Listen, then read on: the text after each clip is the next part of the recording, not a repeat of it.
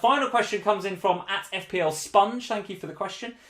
Who are the best mid-price midfielders going forward, Sam? He's talking about Grealish and Maddison and Martial. And again, we talked about Manchester United a second ago and some of their options. And I think Martial, you could probably put into that box as well. There's the Rashfords and the Brunos and, dare I say it, maybe even the Pogba's coming back from injury. Who knows? I'll get your view on which one of those three you might select in a second, but I've got my eye on a couple of teams that are fighting for the Champions League spots that have a wealth of options in that sort of area. One of which you'll be pleased to hear is Spurs. Hello. So obviously Dele Alli, probably not quite.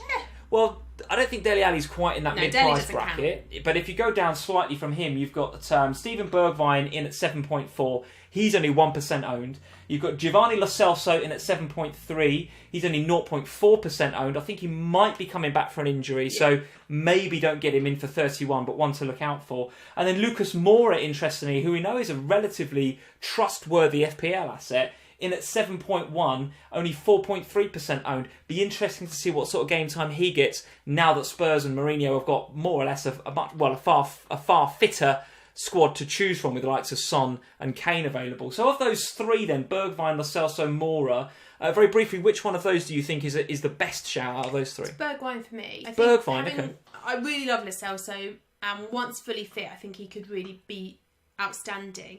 More as a Premier League asset, though, I think, than an FPL asset. But Bergwijn, I think, could be really outstanding value. I expect him to be probably priced more highly than he is now next season. So for me, it's him I'm watching.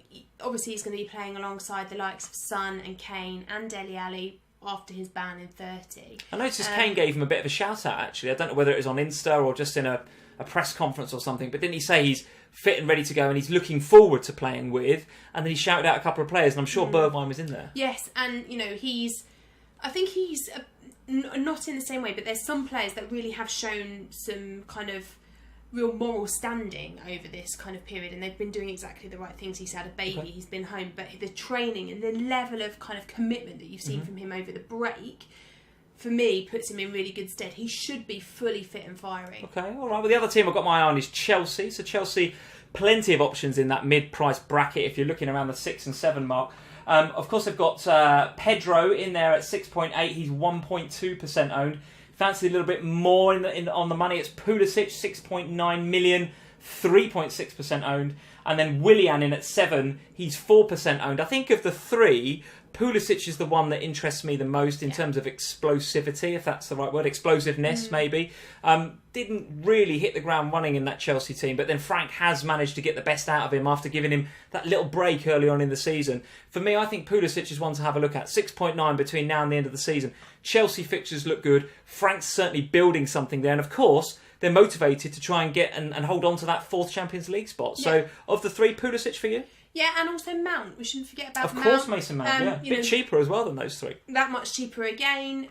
Pulisic and Mount, I feel like we've gone back to sort of October time when we were all having conversations about Pulisic. Everyone had one of those guys, didn't we? And then obviously there's Ruben Loftus-Cheek. So there was all of those kind of conversations about, which Chelsea... Lots of options at Chelsea all of a sudden, lots and lots. And so that's the one thing that kind of worries me slightly about Chelsea. Some really lovely players, really good options. Almost too many players, maybe.